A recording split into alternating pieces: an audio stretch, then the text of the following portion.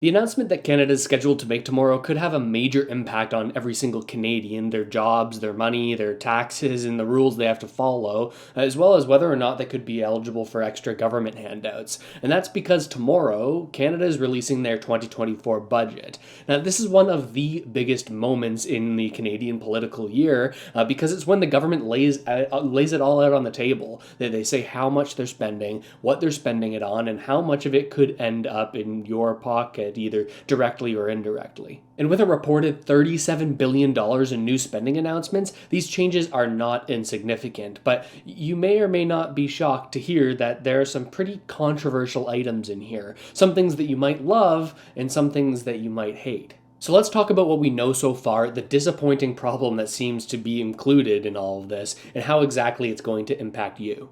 And you might be thinking, well, how do you know what's actually going to be in this budget? Isn't it getting released tomorrow at 4 p.m. Eastern? Well, yeah, you're right, but they've actually been leaking or slowly sort of pre-announcing a lot of the measures that are going to be inside of this budget, and that's what we're going to be looking at today. By the way, you can join me for the live stream of the budget tomorrow at 4 p.m. right here on the channel. But of course, in leading into a budget, the government's going to look at, hey, what are the biggest issues among Canadian voters? Oftentimes, budgets are seen as a way to sort of buy votes from people, right? Well, how can we be directly impacting the things that people are concerned about? And topping the list these days are largely the rising cost of living and housing affordability, followed closely by healthcare and the economy, but these two being the main driving force behind why the government is spending where they're spending, largely also because the Conservatives have been so successful in sort of slamming the Liberals over these very issues. And that's why it's no surprise that one of the biggest areas of focus is, of course, going to be housing, directly addressing that top concern among Canadian voters. And that's why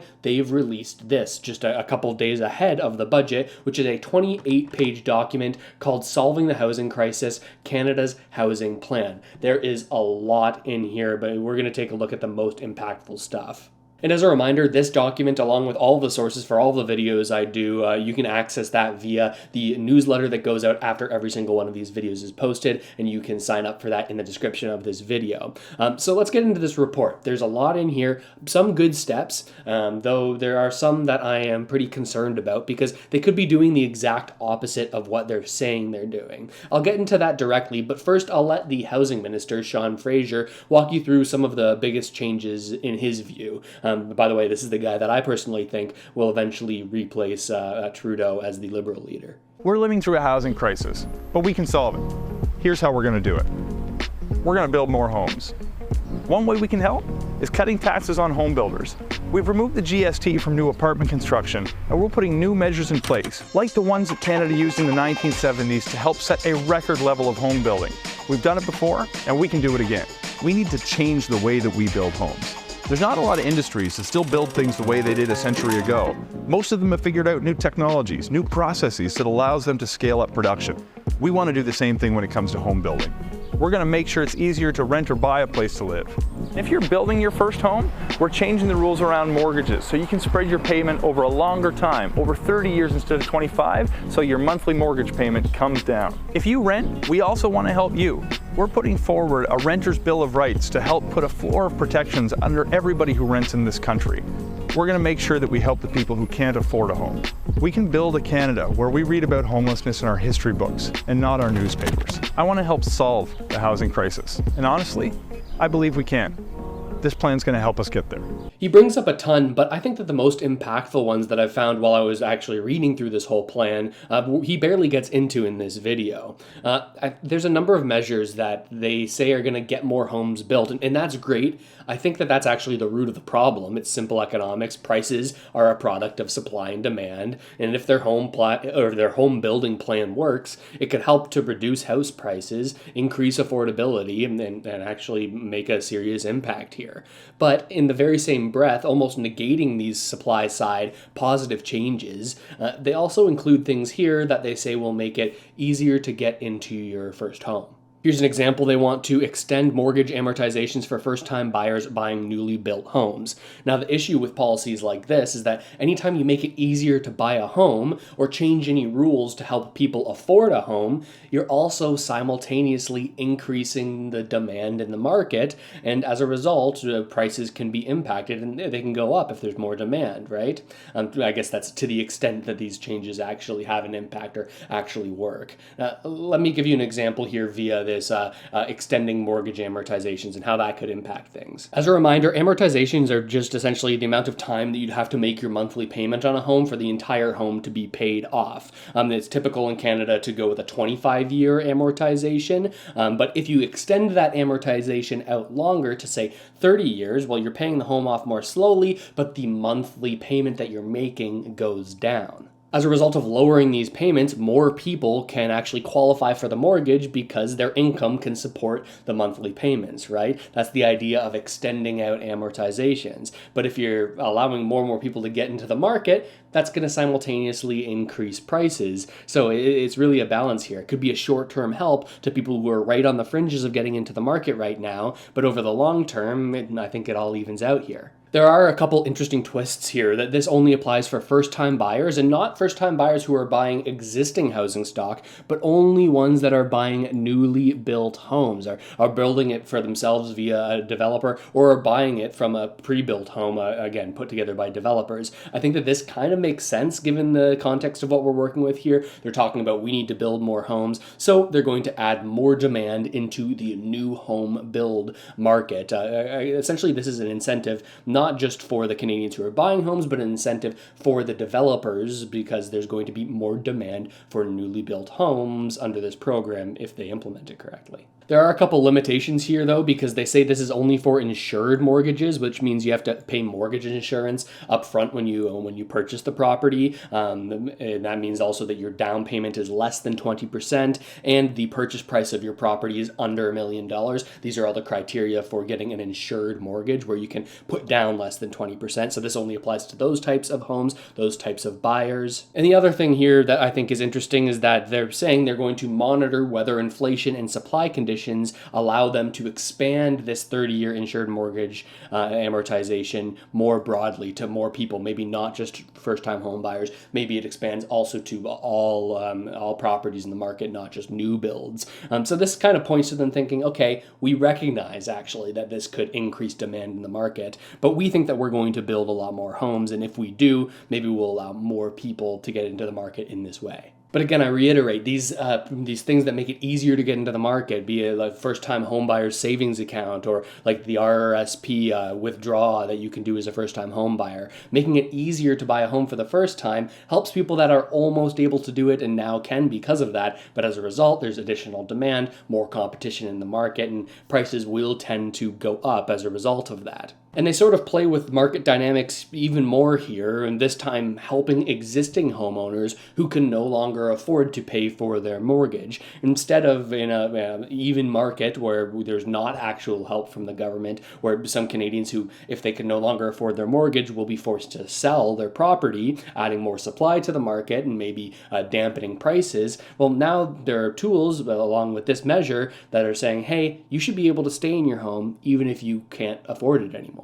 They say they're going to make changes to the Canadian Mortgage Charter that allow for permanent mortgage relief measures. These are sort of things that have been offered over the past a couple of years as interest rates have gone up. Banks have said, hey, you know what? I know that you can't afford your mortgage anymore now that it's time to renew at these higher rates, so we're going to let you push that mortgage amortization out to 35 years, 40 years, 45 years. Your payments will be super low, but you're going to have to wait a lot longer to own your home outright, and the interest that you're going to pay is going to be huge. But for Canadians in a pinch, well, you're going to take the solution to your short-term cash flow problems, even if that means causing more problems over the long run. It's no wonder people in Canada have such a tie to housing and to owning housing when you get messages like this from the government that, like, hey, if you make a bad decision and overstretch yourself on a mortgage, we'll be there to back you up and there won't be as many adverse side effects to you, right? Like, if there's not that forcing function of them actually having to list the property when things go south, well, it makes it harder for prices to come down and less affordable for people who aren't in the market yet. It's something that I find a little bit frustrating. With that said, some experts do believe that even though demand's going to increase as a result of these measures, like the extension of amortizations and the sort of backstops for existing homeowners, even though that's going to increase demand, the government, and these experts are saying, has done enough to limit demand in other ways. Now listen to this clip from Mike Moffat. He's a housing expert that I personally think is well-informed and relatively unbiased, and this is a clip from him on the Missing Middle podcast. If the federal government was doing nothing on the demand side, I would suggest this is a bad idea. We shouldn't be goosing home prices further. But they've done a massive demand side approach, which is reducing the number of international students. We're going to go from our population growing by 1.2 or 1.3 million people a year down to about 300,000. And this was actually just recently confirmed by the Bank of Canada. Because of that, I actually think we have a little bit of wiggle room here. So he thinks that with the government's new limits on non-permanent residents, this is something they announced recently, that they were going to limit the amount of non-permanent residents coming into the country each year. He thinks that with this change, it'll have a big enough impact on the demand for housing, both for purchase and renting. He also goes on in this podcast to talk about how he thinks that investors, specifically investors in student rental properties, will end up flooding the market with these homes that were converted into student rentals, because many international students that would have filled those student rental properties won't be here anymore, and their cash flow on those properties will go down, so they'll dump them onto the market. And this is the chart that he's referring to, showing the projections for our population growth over the years. We see the insane spike over the past couple of years, but then the Bank of Canada is projecting that it comes down, and this is leading Mike Moffat and many other experts to say, okay, well, we can add a little bit more demand into the market with this help for new homeowners without making a big impact on the prices, because there's going to be so much less demand from the relatively fewer amount of Canadians, at least on a growth perspective. But personally, I'm skeptical. Like, we all know that the Bank of Canada projections aren't a surefire thing, and they often miss the mark. And that's especially true in a situation like this, where they assume that the government will properly implement a plan, right? Properly implement these changes that they say they're going to make, right?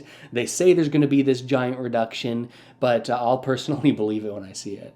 Now, there's some of the potentially bad, but there are some good measures in here. And in my opinion, I think that every single person should be cheering for any political party that pushes forward good ideas, no matter which party it's from. A stronger Liberal Party forces the Conservatives to step up their game, and vice versa, right? When political parties compete and one-up each other, it's a best-case scenario for actual voters. So you got to give credit where credit's due.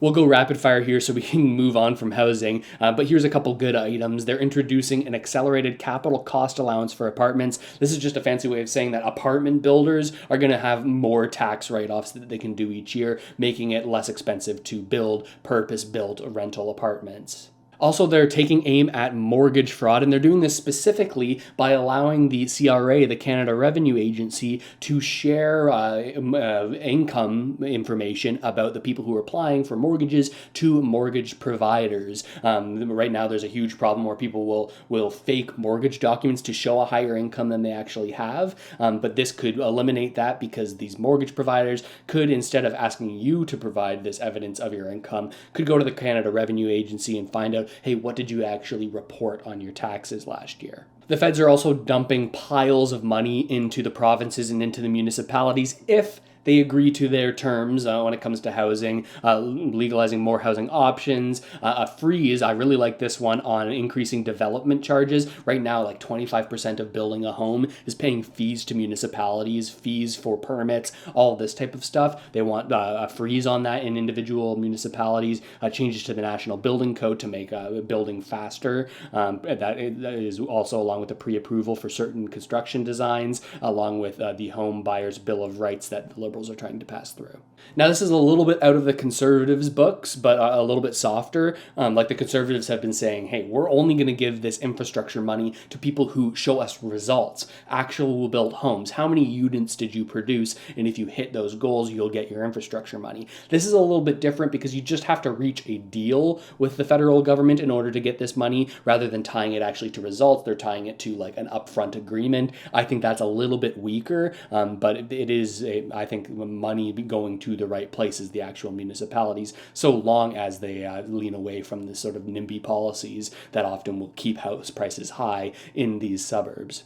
Now, there are a ton of other changes that have leaked out over the past day or so that aren't really related to real estate and housing, including billions more in other spending, as well as the potential addition of a new tax. So let's get into that. But before we do, I want to take a second to thank the sponsor of today's video, and that's Crypto.com. Now, I always say this, crypto can definitely be risky. It's not for everybody, and you can lose what you put in. But a lot of Canadians are choosing to include crypto as a portion of their investment portfolio, and that's myself included. I first got into crypto back in 2020 as I started realizing the impacts of the mass money printing operations that central banks like the Bank of Canada were operating to provide an avenue for massive government spending.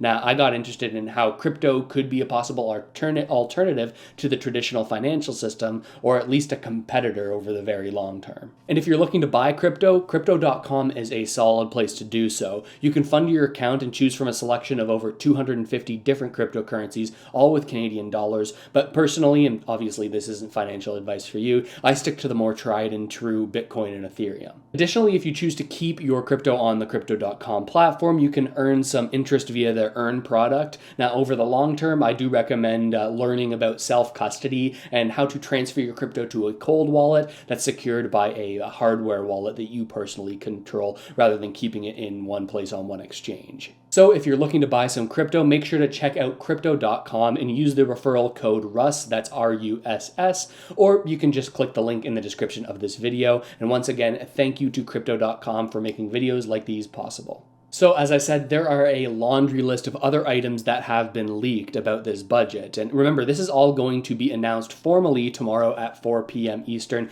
By the way, I'll be streaming that live on the channel, so make sure to come back for that.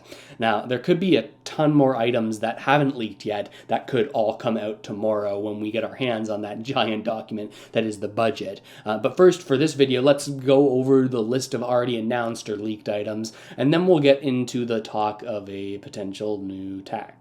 I'm going to skip over some of the ones related to real estate because we covered all of that in the first bit of the video. They are doing loans, and $1 billion worth of loans, $60 million in grants to build and renovate more childcare centers. That's tackling the affordability issues in Canada, especially for many parents. Also, their pharmacare program that they're starting to roll out. This is only for contraceptives and diabetes medication right now, this first phase that they've negotiated with the NDP. $1 billion over 5 years to fund a new national school food program for 400,000 more kids. I think that one's a great idea. This is an interesting one that was announced about a week and a half ago, $2.4 billion in AI funding. This one seems a little bit odd to me. It seems like the government doesn't really know what they're talking about when it comes to any technology, and they just willy-nilly choose the ones that they want to support based on what they think the opinion of that technology is by the masses, right? You can look at this, by the way, the Liberals are putting $2.4 billion towards AI because it's flashy right now, and compared to the way that they talk about crypto and the sort of digital asset space very negatively, especially when prices were down. But notice they haven't really talked about it since prices have been back up a little bit. Now, I'll emphasize again that ultimately all of this comes down to implementation. I think the best sounding announcement, if it's implemented in a way where nobody can make use of it, ends up doing very little, right? The devil's in the details, and since a budget isn't a guarantee of action or a guarantee that any action will actually have a positive impact, it's just a signaling of an intention to do something. So we're going to have to wait and see what actually is passed via legislation after this budget passes. But one item that I know many Canadians will be looking for is any new taxes or changing of existing taxes. After all, there's a lot of new spending here, as we've been talking about, so you think that they'd have to come up with some way to pay for it, right? So here's what Freeland said in a recent press conference when she was asked if they'd be implementing any new taxes or even a wealth tax above a certain level. We were elected on a commitment to ask those at the top to pay a little bit more so that we could provide a tax cut to the middle class. And we did just that. I want to assure Canadians that our belief is we need to invest in middle class Canadians, support middle class Canadians, and we will not be raising taxes on the middle class. So it sounds like there will be a new tax, but they claim it won't target the middle class. Now, take a look at this. This article, the parliamentary budget officer says that even if we implement a wealth tax on wealthy Canadians or increase the corporate taxes, that could be risky in and of itself. Listen to this. They say that if you're going to implement a wealth tax on wealthy Canadians, it's got to be very delicate and kind of inconsequential, because if you go too fast, go too heavy, go too strong, then there's a very real possibility that these assets could be moved out of Canada because it's very easy to do so. The same goes for excess profit taxes on corporations. The parliamentary budget offer says that, hey, if you tax some industries and not other industries, then investors will be less likely to invest in the ones that have this excess profit cap or this tax on profits above a certain point, and they'll just invest in the areas that don't have that to sort of skirt around the rules. And again, we've talked about this on the channel time and time again. When you account for GDP on a per-person basis, how well our economy is performing, how much we're producing, well, Canada's on a very steep decline economically.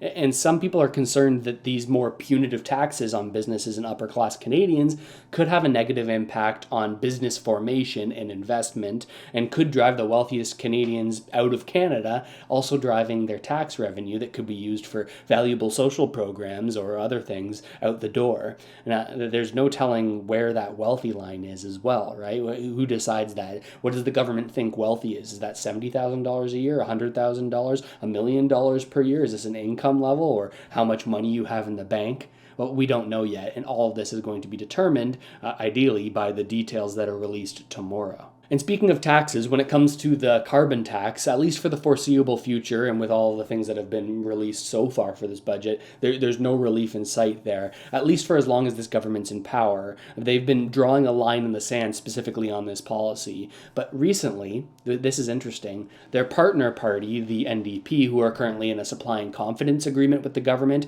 which helps keep the Liberals in power and not trigger an election, well, even their partners, the NDP, are starting to question the carbon tax policy, now saying that, hey, this thing actually isn't the be-all, end-all of the climate fight, and even Jagmeet Singh, the leader of the NDP, saying that the Prime Minister should sit down with the numerous different leaders of the provinces to discuss their opposition to the carbon tax. Now, Trudeau believes this is because the NDP feel the pressure from Canadians who have bought into the conservative hatred for the policy, saying, oh, I really feel for the NDP and for Jagmeet. This is a hard moment. There are political headwinds. There's a lot of political pressure, sort of saying the only reason he's turning away from the policy is because, well, Canadians don't like it. And at the same time, Pierre Poilievre is also jumping on the bandwagon of bashing on Jagmeet Singh, saying that he thinks it's just an attempt to sort of distance himself from the Prime Minister and the carbon tax policy to only get political gain. He says, but now, as Jagmeet Singh's popularity nosedives and 6 NDP members of Parliament announced that they are abandoning his sinking ship, he's decided that the carbon tax is hurting Canadians after all. He's just a weak leader who's desperate to run from his own record. Wow, pretty scathing comments. But ultimately, I have to say that I'm disappointed by a number of things that aren't included here, chiefly any update to the Canada Disability Benefit. This is something that the Liberals have been promising since I first started making videos back in late 2020. Now, so many Canadians struggle with disabilities and the loss of income as a result of them, and the pittance of government support that they currently receive, all while this government has, almost on a yearly basis, promised a disability benefit that was always perpetually coming soon. But right now it seems that pushing something like this through wouldn't gain enough political brownie points, which unfortunately I think is the main motivator behind what any of these people do. Going even further here, there's speculation that this budget is intentionally leaving things out to try to convince Canadians of the Liberal government's ability to manage finances, at least for this budget, so that they have more room to ramp up spending announcements that result in more direct funding going to citizens in next year's budget. The key thing here is what's closer to next year's budget. Oh yeah, it's closer to the election that's coming up in October 2025. There's also speculation that by that point, central bank rate cuts might be happening around the same time, so they may have a little bit more wiggle room to do more spending, make Canadians feel a little bit better financially as they head to the polls and potentially have a higher chance of voting Liberal or voting for keeping the status quo if they're feeling good at that point. At least that's the speculation around what they could be thinking. But I'm curious what you think about all of this. What do you think about what was included here, what wasn't included? Again, we're going to have to wait till tomorrow to see what all is happening here. Join me tomorrow at 4 p.m. Eastern. We're going to live stream it, and we're going to watch and go through the budget and see, hey, what's in here that we haven't seen before? But yes, let me know what I got right, what I got wrong, what have I missed entirely in the comment section below. Sign up for the email newsletter where I send out all of the sources, all of the things that I use for these videos. You can get access to all of those links in that email, so sign up there. Subscribe to the channel if you haven't already done so. And with all that said, thanks so much for watching, everybody. Really hope this video helped you out at least a little bit, and I'll see you next time.